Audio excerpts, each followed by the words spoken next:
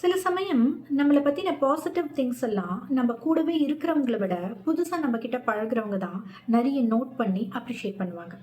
நம்ம கேரக்டர் ஆகட்டும், இல்லன்னா நம்ம கிட்ட இருக்கிற அந்த யூனிக் குவாலிட்டீஸ், லைக் நம்ம மத்தவங்கள ட்ரீட் பண்ற அந்த விதம், கைண்ட்னஸ், ஈக்குவாலிட்டி, டஃப் சிச்சுவேஷன்ஸ்ல நம்ம மெச்சூர்டா டீல் பண்ற விதம், நம்மளோட இன்னசென்ஸ், இன்டெலிஜென்ஸ், பேஷன்ஸ், இது போல நம்மளோட நேச்சுரலாவே நம்மளோட அந்த ஜெஸ்டர்ஸ் எல்லாம் சடனா ஒருத்தர் வந்து ஹைலைட் பண்ணி காட்டுறப்ப, நமக்கே நம்மள ரொம்ப பிடிக்கும். Will feel good about ourselves. நம்ம கூடவே இருக்கிறவங்க மேபி அதை ரொம்ப நோட் பண்ண மாட்டாங்க போல. ஏன்னா ஒரு வேளை அவங்களுக்கு அது பழகியிருக்கலாம், இல்லைன்னா சம்டைம்ஸ் அவங்க நம்மள ஜட்ஜ்மெண்டெல்லாம் பார்க்குறாங்க போல. அதனால நம்ம குறைகளை சுட்டி காட்டுற அளவுக்கு நம்மளோட நிறைகளை அவங்க பாராட்டுறதில்ல.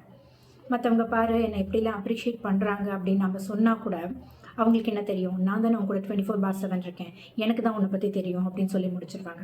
இல்லைன்னா அவங்க சும்மா உன்னை இம்ப்ரெஸ் பண்ணுறதுக்காக கூட அப்படிலாம் போய் சொல்லலாம் அப்படின்னு நமக்கே நம்ம மேலே டவுட் வர மாதிரி பண்ணிடுவாங்க. யாரோ ஒரு ஸ்ட்ரேஞ்சரோ இல்லை ஒரு நியூ அக்வைண்டன்ஸோ இல்லை ஒரு நியூ ஃப்ரெண்டோ நம்மளோட அந்த சின்ன சின்ன குவாலிட்டிஸ் எல்லாம் ரெகக்னைஸ் பண்ணி அப்ரிஷியேட் பண்ணுறப்ப நம்ம கூடவே இருக்கிற நம்மளோட லவ்ட் ஒன்ஸ் அதை ஓவர்லுக் பண்ணுறது ரொம்ப பெயின்ஃபுல் திங் இல்லை?